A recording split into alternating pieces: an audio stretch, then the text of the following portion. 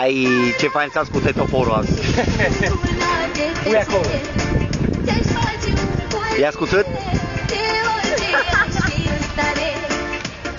Să mă dau din față de la dovezi. Să nu stau în fața dovezilor. Ui, asta Păi nu, dar tu ești martorul, tu apar ca martor. Ți-a dus toporul. Mai lasă-l, țără, că e cam ziua. E că te Jack vindecătorul de noapte, hă? Frankenstein.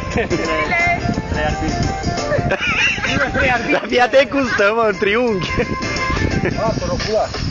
Deci, doi martori, trei martori, plus iarba. Bă, și deasupra se filmează, uite. Acolo se vede, acolo se vă și vede dacă nimeni pune în mâna gât. Ia, acolo undeva unde nu trebuie. Hai, ia să o zic, mai aproape acolo. Hai că a făcut bine Cosmin cu chestia aia. Nu e rea idee. Deci, să observ dacă ceva se întâmplă. Să văd dacă i s-a sculat sau nu. Nu o să spală încă. Numai dacă mă duc în pădure o să rămâi cu... Ui, bă, la ea că mă prinde pulă. Hai să văd dacă s-a sculat sau nu. Dar n-ai observat că mă prinde ca de pulă. Pe românește. Da? Acum mă prinde. Bă, da, cam. Ah, aia nu, aia e deja egal. Tu, ce-i faci? Ai băut? Ce-i dracu ai? Hai să-mi bag, că m-a luat prin surprindere. M-a speriat. Nu știam, am zis că e Rocco. Hai, Bor, mai cu viață un pic, mai dă din buci un pic, din buric. Hopa, ai văzut? Ui că știe, ui. Bravo!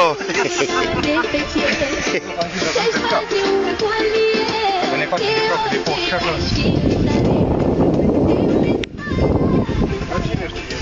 Rocco! Rocco! Haideți, Bora, tu Te bine ce faci? Bora, mișcă-te ușor, nu tare. Bora, ușor, nu agresiv. O, acolo, între ei doi. Păi da.